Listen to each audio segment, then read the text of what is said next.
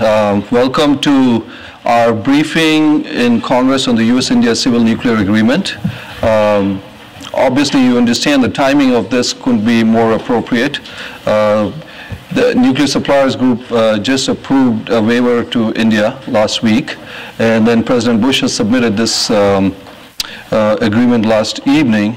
So we have a wonderful opportunity to really understand, because according to the rules, we need 30 legislative days to have this agreement reviewed by Congress. So the issue obviously could, one of the issues hopefully that I'm sure some of you will be wondering is there a possibility of getting a waiver around that?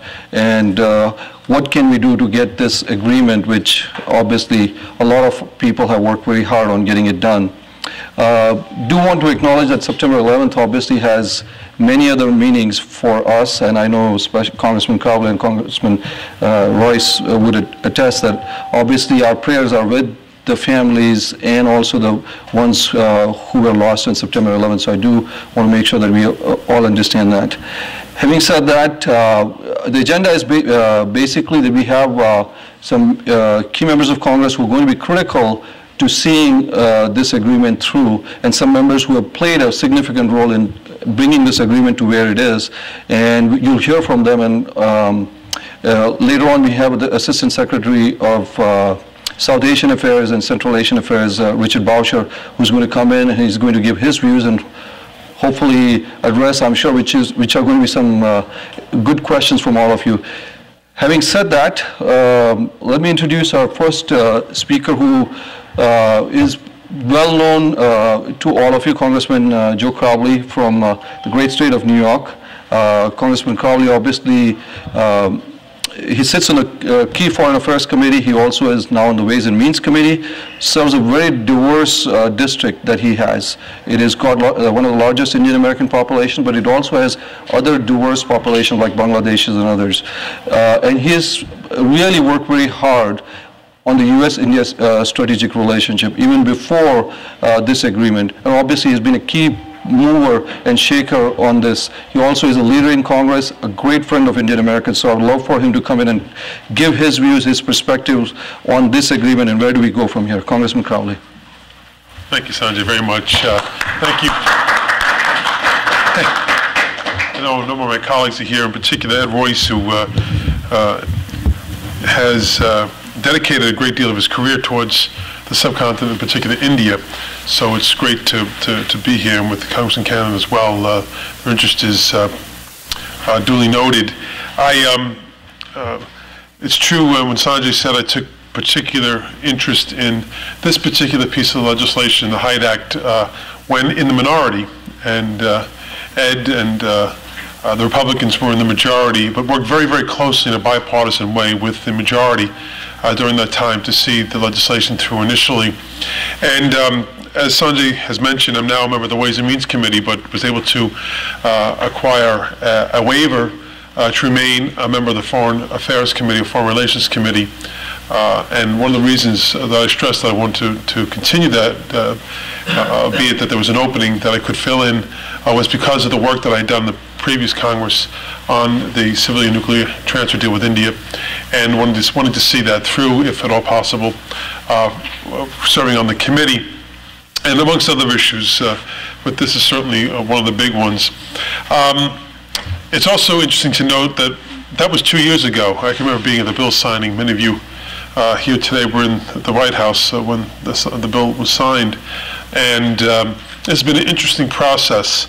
I've said a couple of times, and I'll repeat again, that the awareness of the legislation before us now, or I should say this process, is I think the level of awareness in terms of the man on the street or woman on the street in India is much higher than it is reversed here in the United States. And if the roles were reversed, if India had passed initial legislation and we had taken 2 years to pass it, and if it had failed, you know, it really wouldn't have had a reaction here in the United States if we failed to reach some kind of compromise. Whereas the reverse isn't true in India. Had we not, had had we not followed through, first the initial legislation, it would have been taken as a slap. That India took 2 years almost to pass their part of the deal, again, is not really fully appreciated here. But again, our failure to move forward in a very quick manner may be viewed as maybe a slap, and I hope that's not the case. I think that this has been a very deliberate process. It took India a great deal of time to get to the point it is today, and we fully appreciate that, and we understand the work that Prime Minister Singh and the government and the Parliament went through to get to the point that they're at today, understanding all the machinations that were involved in that, and the NSG and the IAEA.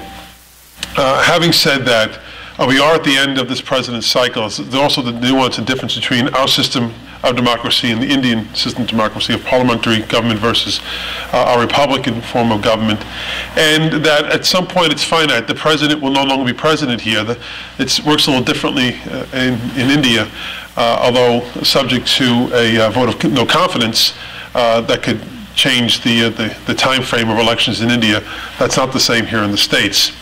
Recognizing, though, that there is an end to this presidency, we also recognize this is also an issue of high importance to the administration that they would like, President Bush would like to see fulfilled prior to his exiting the White House. We are, as Sanjay mentioned, though, in the middle of a 30-day review which began last night under the Hyde Act, and we will use a good deal of that time, I imagine, to review where we have come, how we've gotten here, and where we are today, and whether or not all that has been agreed to is in full compliance with the Hyde Act before the Congress signs off on its end of this deal.